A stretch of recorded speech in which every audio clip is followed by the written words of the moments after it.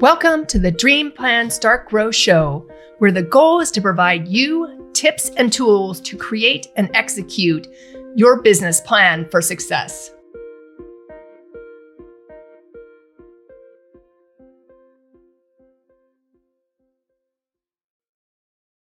Welcome to the Dream Plan Start Grow Show. My name is Allison Turner, and we are interviewing today Craig Duswalt of Rock Your Life. And he's got an interesting story because of his background. But today we're going to talk a little bit about how he went from, you worked with, I know, Guns N' Roses and Air Supply, was those two bands, correct? And then eventually started your own business. So how did you kind of transition from working for them to going on your own? I can do that. You can do that. Hi, Allison. How are you? I'm good. Doing good. So yeah, that's what I did. I did that. What you said. You transitioned from... So what was the most exciting thing about working for Guns N' Roses and Air Supply? Where do I start? Oh my gosh. Let's see. Well, the exciting thing with Air Supply was I literally was 2 weeks out of college and I got a job at Westbury Music Fair in Long Island, New York, and worked there for 2 days. And Air Supply came and did 2 shows, and they took me away on the second show, because they liked the way I worked backstage. They loved my positive attitude and my energy, and said, "Do you want to go on the road with us?" And I'm like, "Yes." So I literally graduated college in 1983, got a job at a theater for a couple of weeks, and then Air Supply took me away.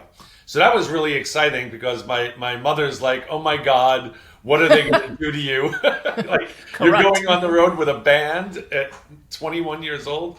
And I'm like, yes, I am. So that was exciting. And just the whole world of the music world was just unbelievable. Like Air Supply at the time in 1983 to 89, when I toured with them, were huge. I mean, they had so many hits. Every love song that you hear on the radio was pretty much Air Supply. And they attracted a lot of women to their audience, which is exciting for a young kid too. So we had that going for us. So anyway, so that was really exciting with Air Supply, and they became, and still are to this day, very dear friends of mine, which is a blessing. That Russell Hitchcock, the lead singer, still calls my mom every time they're in New York and gets her tickets to his concert. So it's really great. Then we went to a whole different level. I won't even say a higher level, even though it probably was, but it was just a different level with Guns N' Roses. And, Guns N' Roses was high security. We had, they locked us into hotels a lot because of the security, and we had our own floor. So we were isolated really from the world because it was such high security. But at the same time, we went out and did stupid stuff. Like, I was going to say, didn't hinder the female side? No, I don't know about that. But trust me, I've heard stories of Jack's days in the rock world, so too many stories. So I'm aware of what happens. I think we might actually trump Jack's stories. Yeah, I'm sure you do. And not because of me, because of Guns N' Roses. Right. Anyway, but that was just a great experience. I mean, talk about like a really high-end production, sold-out crowds, 80,000 to 250,000 people in an audience. And so the experience was just something I'll never forget. But it was crazy, too. And I did that for almost 4 years, and I was ready to get off the road. I was like, I toured with Air Supply for like 7 years, Guns N' Roses for almost 4. And I just said, I'm done. Everyone says, how could you leave a job like that? And I'm like, do it for a little while. You're in a different hotel almost every night, living out of a suitcase. There's no stability in your life at all. All my friends on tour have been married and divorced 20 times. I'm still married. So to the same. Only married once. That's right, exactly. So anyway, it was a great experience, a great 11 years of my life. But yeah, I walked away with a healthy body and a wife, and I'm very happy. Yeah, and now kids. And now 3 kids, yeah. That came later, yeah. Yeah, right. So how did you transition from touring with two rock bands to then building your own brand, which I know is now Rock Your Life, but obviously you've created that rock. Yep, right there. Kept kind of that rock in your brand, and become the speaker, the author, the marketer, and I know that's what, you've run under for years. Yeah. Obviously Rock Your Life is the newest version of it, but you've always kept that rock piece in there. So how did you transition to that? So it was a process, actually. So I stopped touring in 1993, worked with Axl to 94, and then I got home and I said I was tired, so I slept for a couple of months. So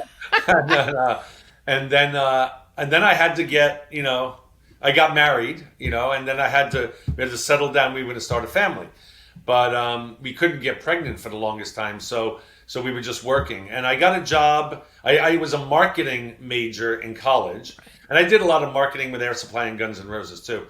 But I did a marketing major, and then when I stopped with Guns N' Roses, I said I better use my major now. So I went into marketing, and it was really interesting. I got a call from a temp agency. I signed up with this temp agency looking to work at an ad agency, and they call me one day and they say, "We see here that you're a proofreader." And I'm like, yeah, yep, I am, yep. Even though I had never done it in my life, but I just wanted a job.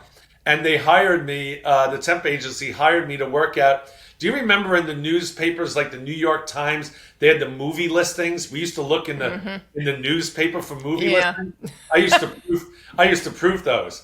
And like all the movie listings all over the United States. And all this fine little print, so I had a magnifying glass.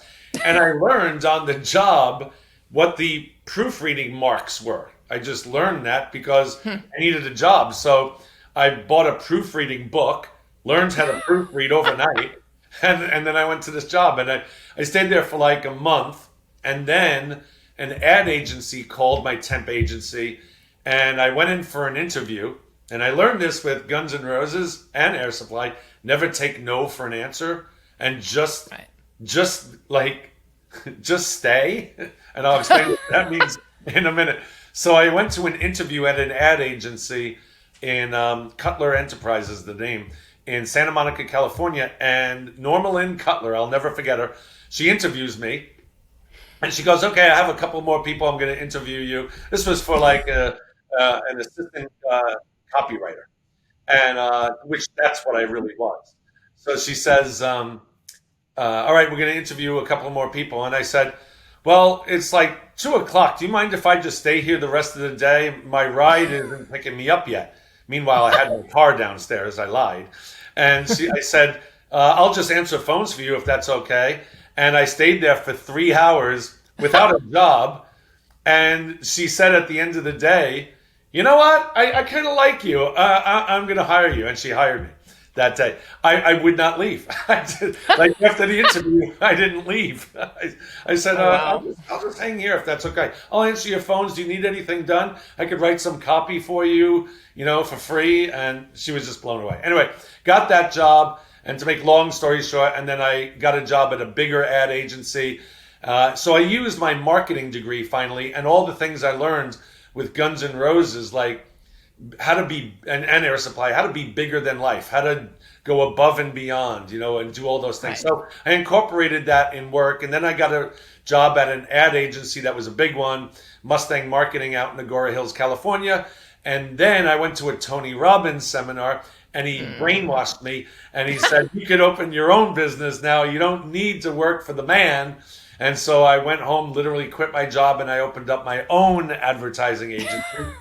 And so that was all within a 2-year period after touring with Guns N' Roses.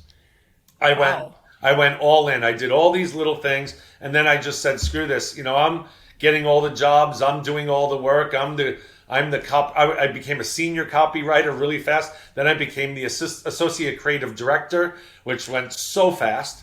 And I guess I was really good at what I did. So they kept promoting me. Hopefully. Yeah.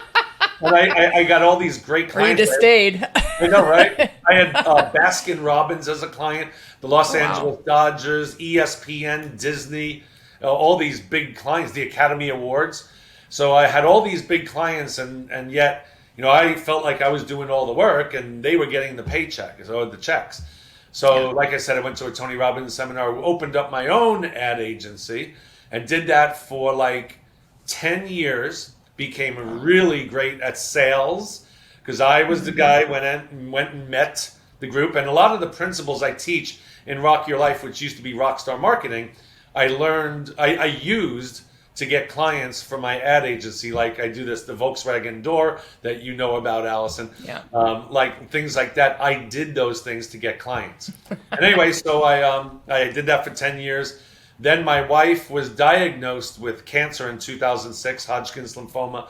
So I kind of gave up the ad agency at the time. Plus, the internet was kind of taking over, and I did a lot of print advertising. So I just knew that there was going to be a transition. So I focused on getting my wife healthy, and just so you know, she's doing great. She's been cured of Hodgkin's lymphoma cancer, which is great. So did that in 2006, and then I went to a seminar, James Malinchak seminar, to become a speaker.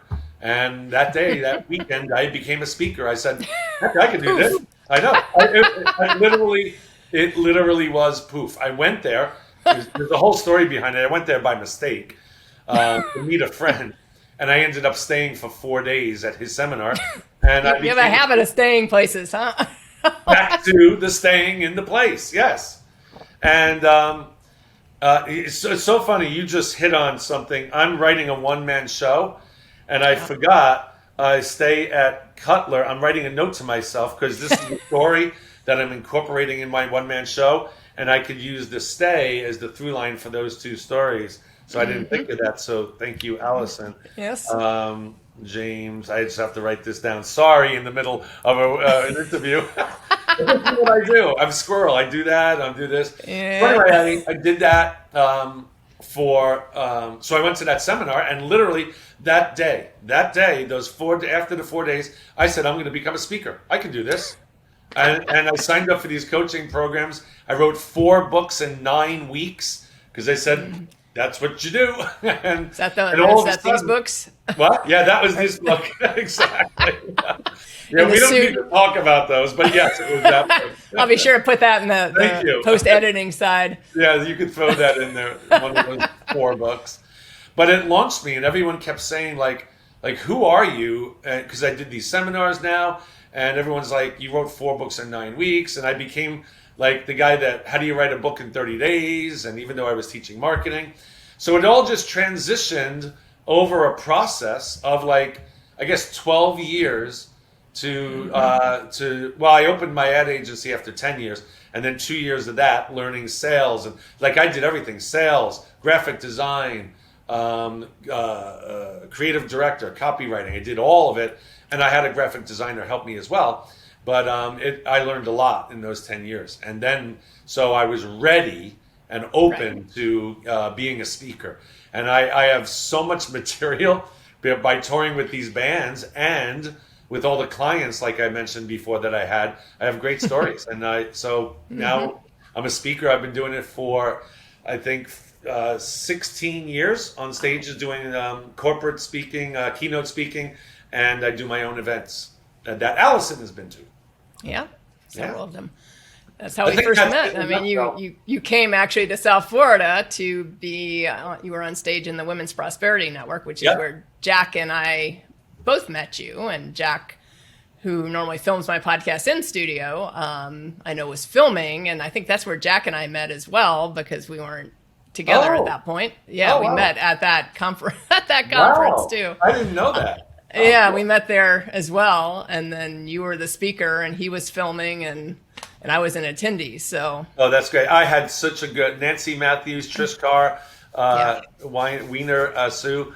Just great people. I love Women's Prosperity Network. I've spoken there a few times actually.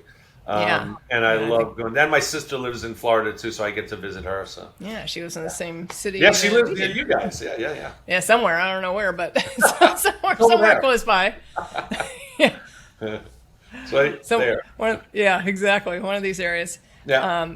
So let's talk about branding for a minute, because obviously you pulled the branding from your rock days with Air Supply and Guns N' Roses and brought it into then Rockstar Marketing Yeah. and now Rock Your Life. So what prompted you to do that? Like, what was Yeah. the Yeah. impetus of that? Well, it's obvious now, but it wasn't obvious to me when I Right. first started.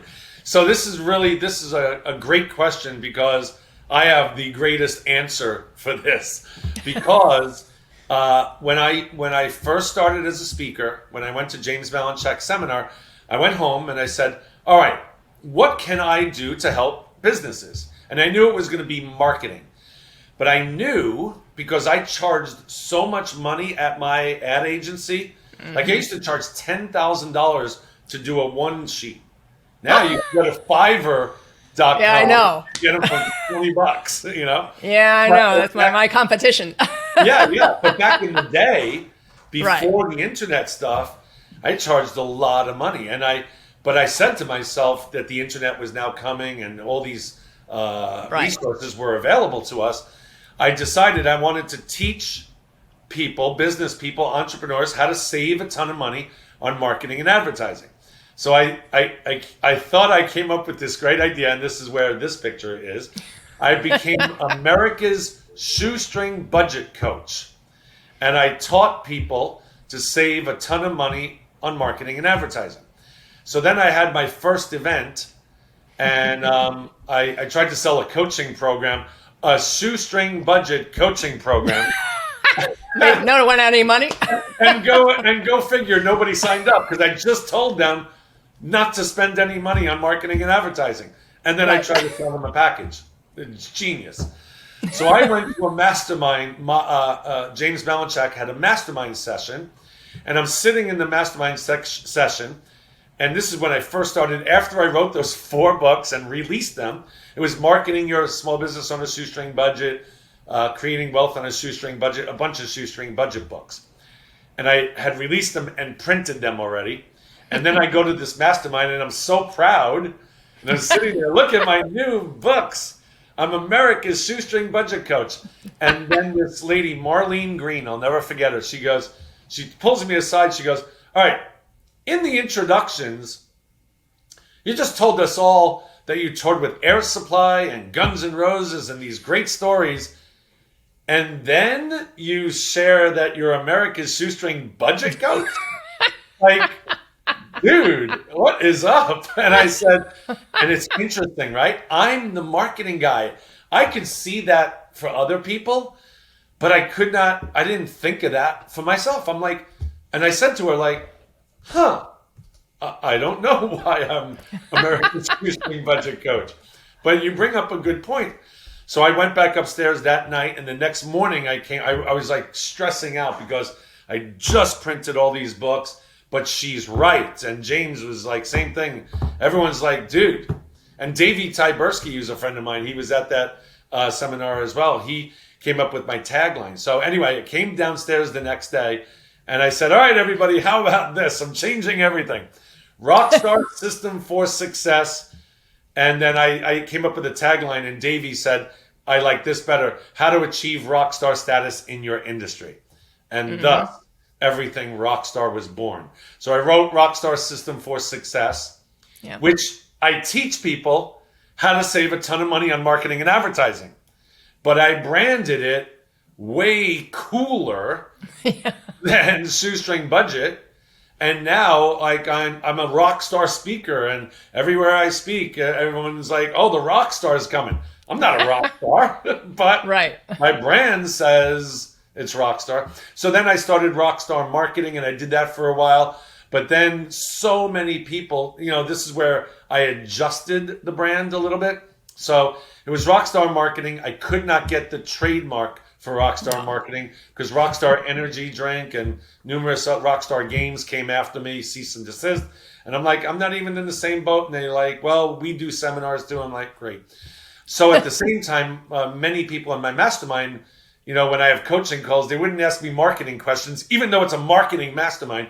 They would ask me, how do I get unstuck? How do I organize? How do I do time management? So I became a freaking life coach. So, you know, I hate being a life coach. Oh, yeah. So, I find that's what you do in this industry too. Right. I mean, like, obviously I do marketing, and I'm like, I feel like I'm half the time I'm like holding Yeah. your hand on like how to organize to Yes. get me the content. I'm like, I need content. I need content, yes. But first, I have to organize my desk, I guess, right? So anyway, so I that's when I said, you know what? I listened to the universe. I could not get the trademark. Everyone was saying, you know, I'm a life coach now, which I'm not. But that's when I came up with Rock Your Life. So it's even though I do business seminars, but I also do health things and I do a lot of other things too. So Rock Your Life was available as far as trademarking. So I trademarked Rock Your Life.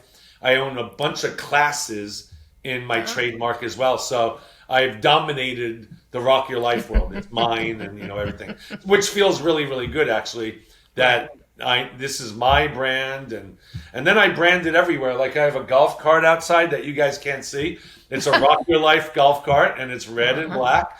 So everywhere, my golf balls, I have Rock Your Life on it.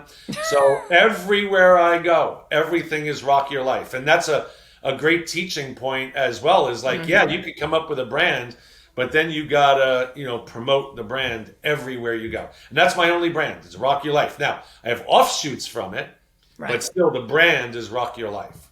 And you got to do that, you know? Yeah. No, I mean, I think that's an important thing because, I mean, so many entrepreneurs, you know, they'll come up with their brand, whatever that is, and they'll come up with some name, and then, you know, you see it, their website looks one way, and then their business card looks completely different than their website, and then, you know, a brochure looks completely different. So maybe the same name. Yeah. But, you know, I always teach, like, branding needs to be consistent. So it needs to be the same colors. It needs to be the same, like, you know, the font, everything's got to be consistent. You can't have, like, the logo look one way and the website looks one way, and then all of a sudden, you know, your brochure's like, I mean, I always see that with attorneys, especially, because they're, you know. Because they have no idea how to market. They just know attorney stuff.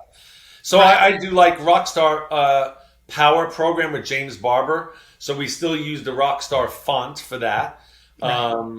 Turn It Up I'm doing with Ken Walls. We have a fun little type of same font, but it's different. So I do offshoot. No, it is. It's well, Turn It Up has that feel, but it's definitely a different. It's a whole different thing. But anyway, yeah, my colors are red and black. That word rock, that font is my font, and yeah, we put it everywhere. Yeah.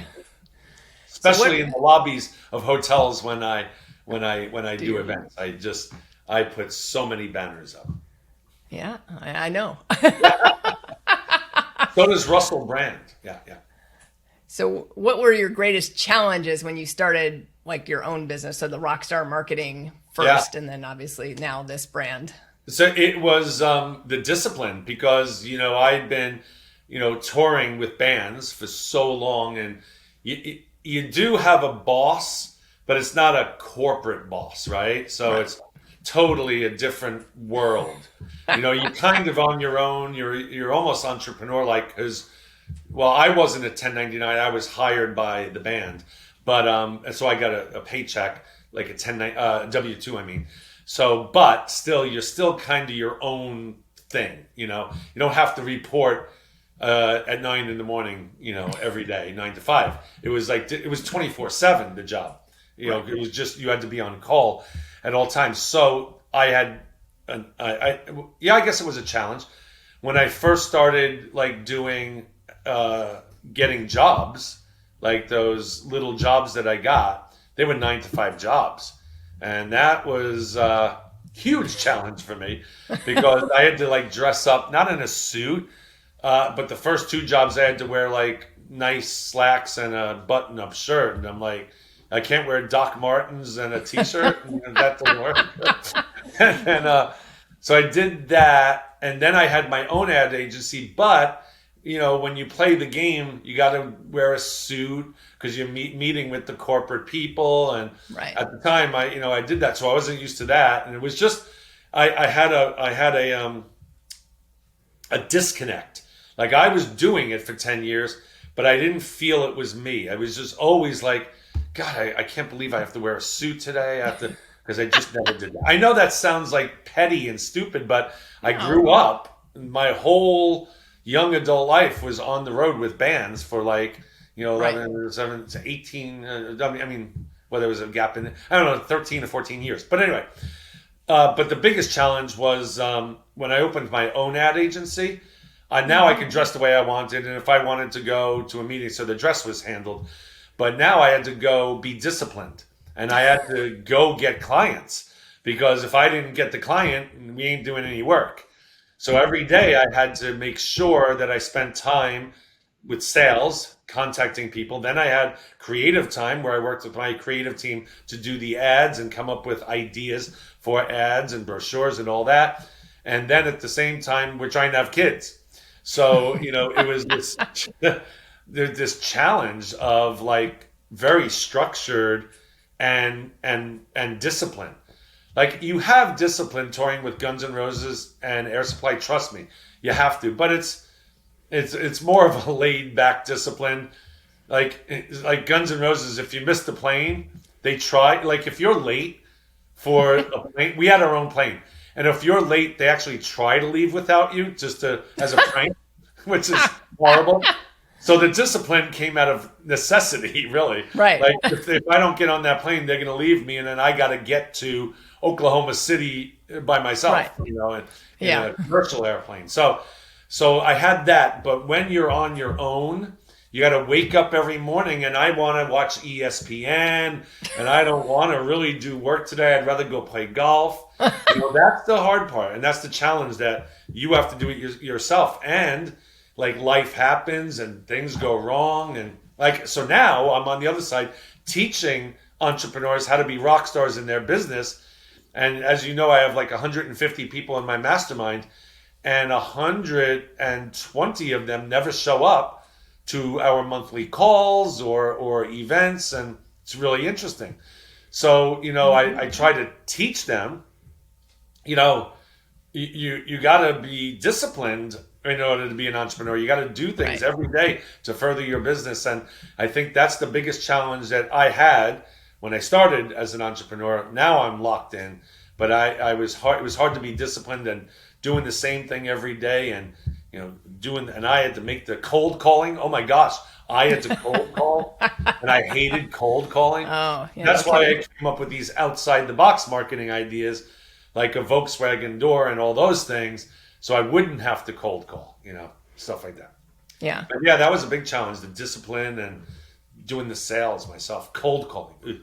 But I find that, I know some of the people in your mastermind, they're in multiple programs, because I hear them talking about other programs. So I also find that sometimes entrepreneurs, especially the solopreneur, entrepreneur type of person, that is often, like, where's that next shiny object of the next program? Like, what's the next magic bullet that's going to help you? And so that may be too why some of them don't show up, because they're in like 8 different things. Now back to another issue with people is focus, right? So many people, like, there's one lady in our mastermind, I'm not going to mention names, but she's in like 8, 9, or 10 different programs. I'm like, well, I believe in being in 2, because you can get 2 different ideas. Man, I did. I was in 2 for a long time, and I'm still in 1, and so I still do it. But anyway, when you're in so those become seminar junkies, right? They literally go to seminars, they sign up for whatever is offered at the seminar, and then they don't do anything. And then they go to another seminar and sign up for that one, and then don't do anything. And I try to share to people, like, in mine, for example, I'm just talking about mine. I have so many resources in mind that you really don't have to be in another one, because I'm not the end all. I have other people that can help other people do things, like Ken Walls and you and many other people in our mastermind that could do things for people. So like, you should only be in 1 or 2 at the most, but you're right, the shiny object, and that is a problem with entrepreneurs. They're not disciplined to stay focused on what the goal is. What is the goal? What do you want to do? What do you need to achieve? I always, this thing, I always walk around with this thing, a calculator. Everything I do has to be a number. Like my events, I need to know how much I need to sell in sponsorships or lunches before I even get to a seminar. I know my numbers like all the time. If someone asks me numbers, I know my numbers. A lot of people have no idea. I just did a seminar the other day, and we asked, "So, what are your numbers?" And this person went, "I don't know actually." Let me go look that up when I get home. I'm like, "Oh my gosh, you should know your numbers." Well, yeah, you want to know if you're making money or if it's right. Otherwise, you're probably going negative every single. Yeah, exactly. More than likely. But I think that's, some of the challenges is like, figure out what your vision is for the company, whatever that is. And then, does this align with my vision? So is this going to help me move forward on my vision, or is this not going to help me move forward? Yeah. On the vision, Well, and that's why that's a big thing. A lot of people don't know their vision. So that's why they go to these seminars and they change their vision because they hear something really cool on stage and they're like, "Oh, that's my vision." That's and the then new they vision. go to another seminar. Wait, that's my vision. It's like you gotta do the work and you gotta figure out like what it is. Like I put on two. I used to call them big events, but I'm focusing on doing smaller events. But anyway, I put on 2 small to big events a year. And then I have a mastermind, and then I do monthly calls and stuff like that. I know exactly what I do, and that's all I do. And then I am a guest speaker on other stages. And now I've offshoot with a couple of other little things that I do, little programs. But that's because I've been doing this for 16 years, and I got this dialed in, Yeah. So you mentioned speaker, and obviously we talked about you as a speaker before, but what's the best way? So some people that may be watching this maybe want to become a speaker, so besides going to a workshop and saying, now I'm a speaker, like you did. Which is what I did. Yeah. But what's the best way for new speakers to get speaking gigs? Obviously, if they're not going to put on their own event yet, to go and get guests, to be a guest speaker at someone else's event. Well, first, this is going to sound so basic and stupid, but you'd be surprised how many people don't even do this. You have to tell everyone that you're a speaker. And that means on your website, Speaker. Right. If on the first page of your website, if you want to be a speaker, book Craig as a speaker at your next event. Should be in big letters. Put your name instead of my name. It would help you better. Why she want to book you? You could put that on your sites, everybody. Book me as your speaker. That would be great. But you got to tell everyone you're a speaker everywhere. So this is all I do. Everywhere I go, what do? I'm a speaker. I'm a keynote speaker for corporations, and I put on my own events. Oh my God, you speak at corporations? Yes. Oh my gosh, I put on events that I help with the book speakers at my show. Happens all the time. I just was at a party last month, and some lady books speakers at this gigantic thing for 10,000 people. Oh wow! And she's putting me on the list. We'll see what Nice. happens. I hope I get in, but I'm pretty confident I will. But it's because at a party I said I'm a speaker. I'm a keynote speaker. That's all I do is keynote speaking. Even though I have offshoots, if you want to be a speaker, that's all you have to do is tell people you're a speaker, and then you got to put it on your website. But there's a million other things that you can do. Now, I believe Allison just said, you can start out speaking on other stages. I believe that you need to do your first event as well. Now, that does not have to be a big event. It could be a lunch and learn. It could be for 10 people at the Chamber of Commerce. But you should put on your own event. And like I said, even if it's just 10 or 20 people, that's totally fine. But just just let the world know that you are doing events as well. Because then other speakers will contact you and try to trade stages. So my first event, I had like 200 and something people, which was incredible. I sold a $97 ticket in Santa Clarita, California. I got 235 people to come to my first event. I was shocked. Yeah, that's great. And then I had a couple of guest speakers, and that day, even though it was my first event, and I hadn't spoken on anyone else's stage yet, I did my first event like right away. But I was a business leader in my community at the time, so it was easy for me to get people to sign up. And I told everyone, I'll tell you a lot of Guns N' Roses stories if you come. So I did get a lot of people. I got, like I said, 235. But from that day on, and you don't have to do 235, but from that day on, the speaker world was like, who the hell is Craig Duswalt? Like, where did this guy come from? He wrote 4 books in 9 weeks. His first event has 235 people at it. Like, who is he and where did he come from? Like, the speaker world was like, I have no idea who this guy is, but I need to know him. And I started getting booked on stages because they wanted to now be on my next event, knowing that I'm still going to get like 200 people at my next event. So while it is easy to start as a guest speaker first, I would throw in, try to at least to do some sort of small event. Don't spend a lot of money. Do it at a community room in your neighborhood or a golf course. They have like banquet rooms. You don't have to do it at a big hotel, but just, explore that. Big thing, just tell everyone you're a speaker. And I think the important thing you just said there is, think economical, especially for your first event. I mean, we had a friend of ours, Jack knows her a little bit better, and he actually filmed this event, but she had changed brands. So she's been a mediator, then she went into like coaching, and then now she's doing more law of attraction arena. And so she's updated her brand, and she did her first event. Well, she held it at the convention center in West Palm Beach, which means, everything was super expensive. The audience, I think she had an okay audience, but it was a smaller event, because it was her first event. And, but the convention center is not cheap. So Jack's like, next time, like, come to us. There's rooms to rent at the chamber. There's rooms to rent, there's other places where you can, do this type of event. They'll be happy to have you, but for a whole lot less, because I think she paid, I can't remember what Jack told me she paid for the room. It was several $1,000s. Yeah. Just for the room, and not let alone, Jack was on top of that. And then she realized she didn't have, the microphones at one point, and they charged her like, I don't even know, $1,500. I mean, Jack's like, how much they charge for an HDMI cord? I'm like, let's say $150. He's like, yep. I was like, to use an HDMI cord, their HDMI cord. You could have brought your own stupid HDMI cord, but they charge her like $150 to use theirs. They charge you to look at their HDMI cord. They do. It's horrible. Yeah. So when I moved, I just moved, as you know, two and a half years ago to Dallas, Texas, North Dallas. And I had to start all over, right? I had to find a community here of entrepreneurs. Yep. I had to find places to do seminars.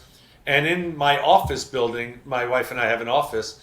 In that building, there's like actually 10 buildings. In one of the buildings is this conference room that seats 70 people.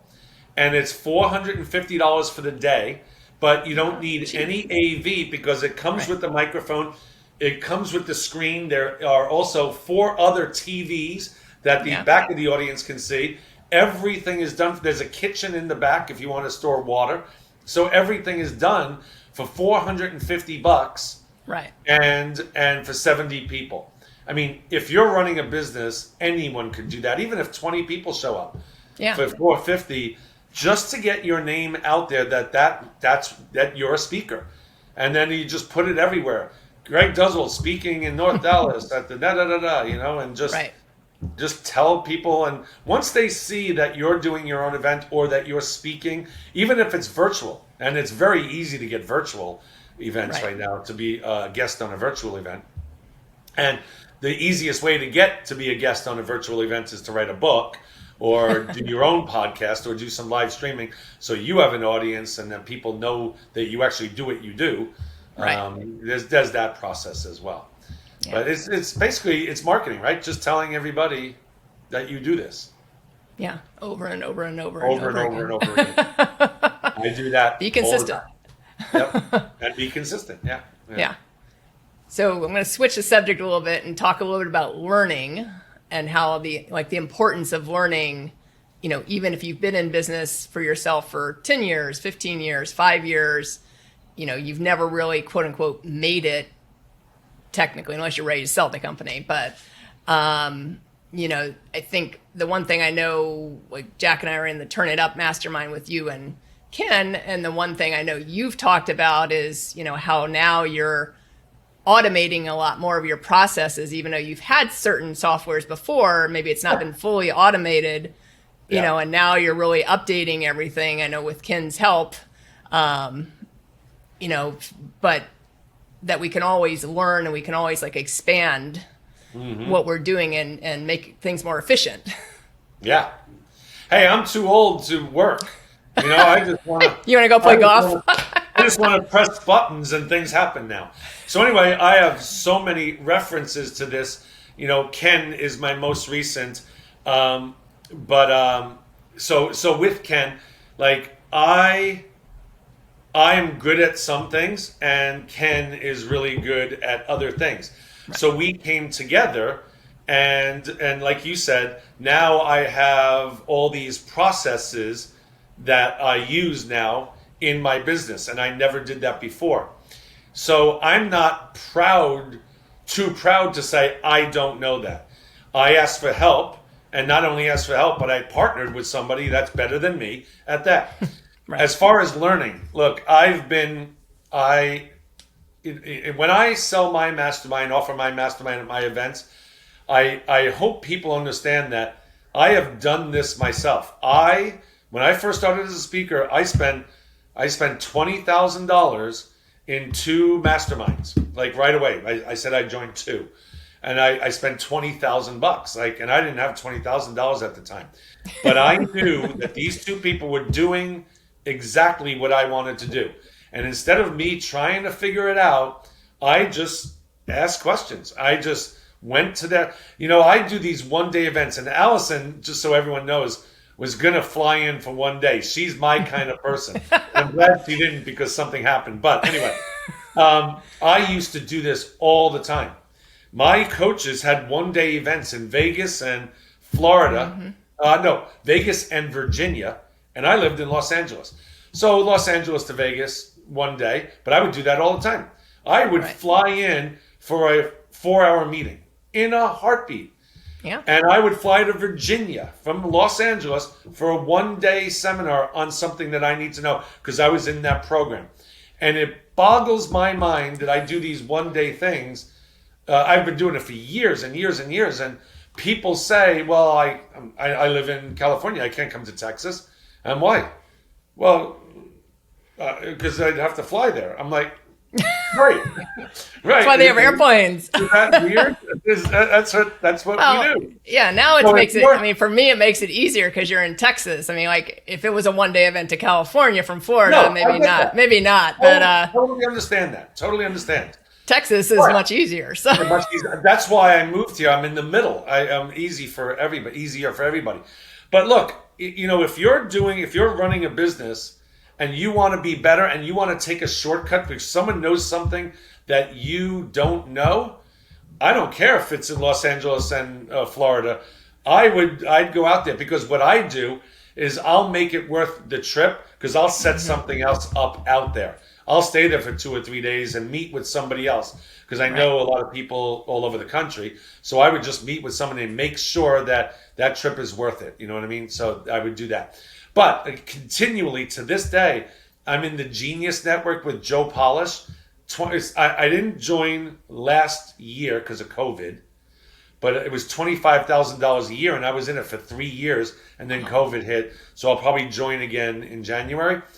Talk about continual learning. I'm, without being egotistical, I'm pretty much at the top of one of the people at the top of my industry. I put on big events. I'm very successful as a speaker.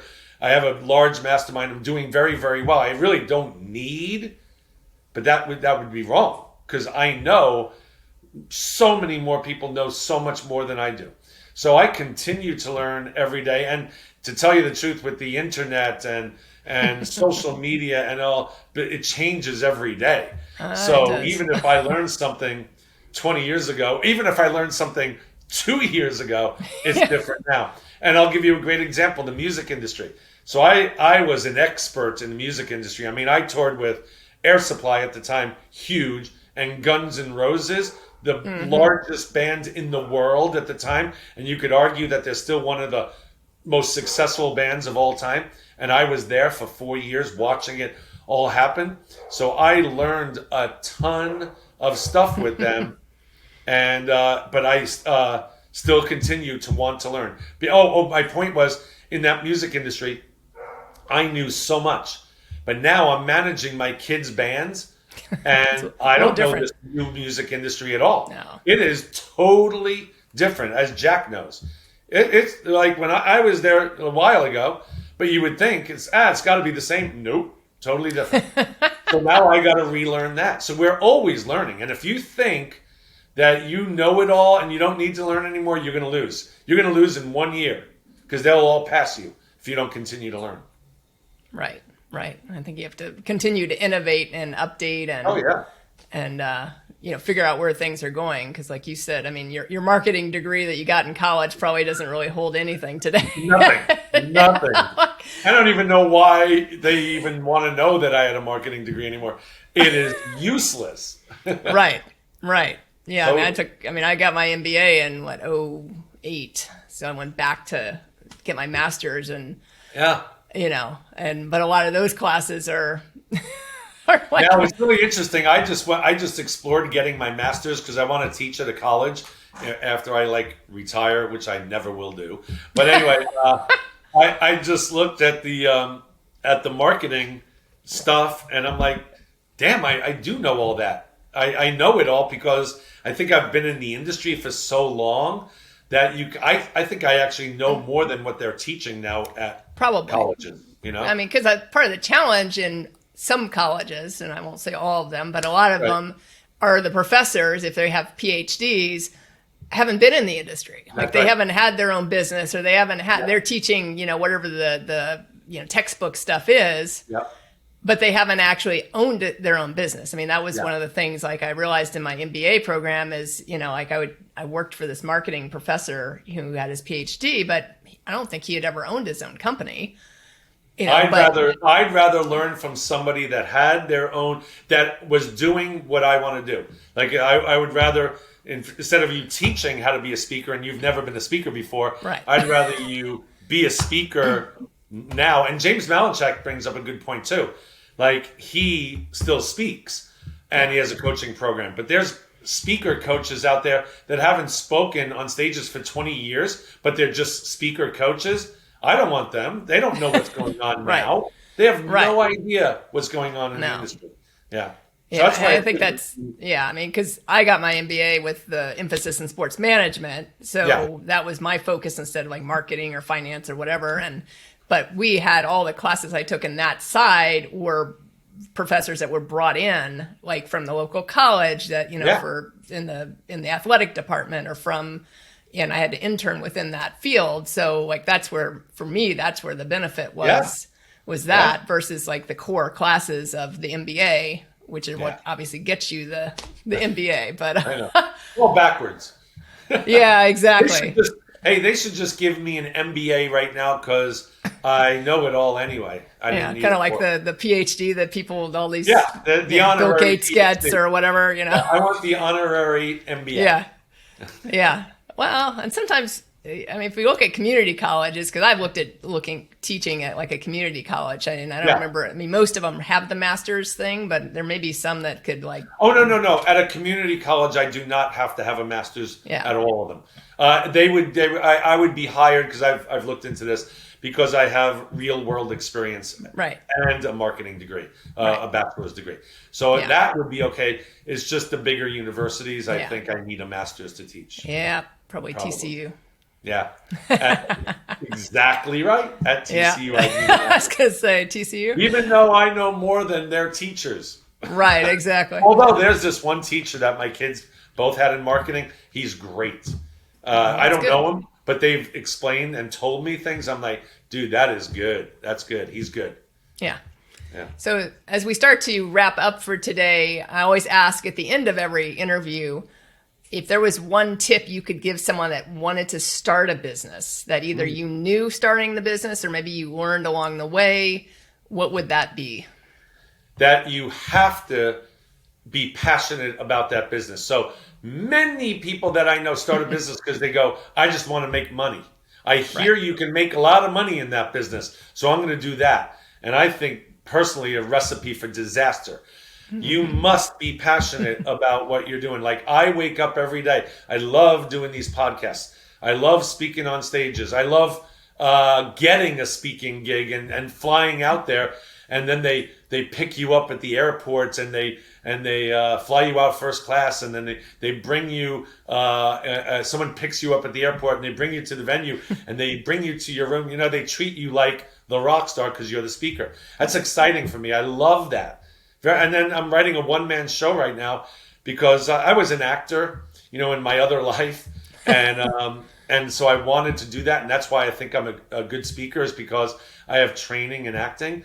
So I knew that when I became a speaker that this was something that I didn't know that you could do this for a living. Like way back, I was like, you could get paid as a speaker. I never knew that. Like when I went to the event, I'm like, oh my God.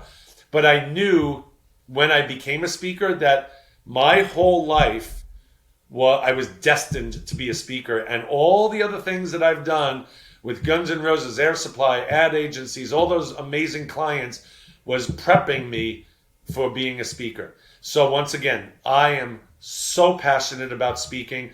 I love doing it every day. Right. I love putting on events, and that's why I'm successful. If I hated doing this every day, but it made money, I'd be, you know what I mean? You can't do it. You're not going to be successful. So make sure that what you're doing, and anyone can make money in anything these days. You can make money pretty much in anything if you have the passion for it and you just love doing it. Yeah, absolutely. And if anyone had any questions for you or wanted to learn more about your events, what's the best place, or how would they reach you? So the website for my events is rockyourlifeconference.com. Everything is there, rockyourlifeconference.com. And my email is craig@craigduswalt.com. So it's Craig at CRAIGDUS as in Sam, WALT as in Tom.com. Craig@craigduswalt.com. Or you could just Google rockstar speaker and I'm all over the place. And believe me, or Google you. You'll find me because I tell everyone I'm a speaker. I'm everywhere. All right. Anyway. Well, thank you very much for joining Allison. me today. I appreciate it. And again, my name is Allison Turner. And if you have any questions for me, you can go to dreamplanstartgrow.com or email me at success@dreamplanstartgrow.com. So thank you again. And I will see everyone next week. Thanks for tuning in to the Dream Plan Start Grow podcast with Allison Turner. If you like what you heard, make sure to subscribe and leave a review. Join the Dream Plan Start Grow community by following us on Facebook or Instagram @Dream Plan Start Grow. See you in the next episode.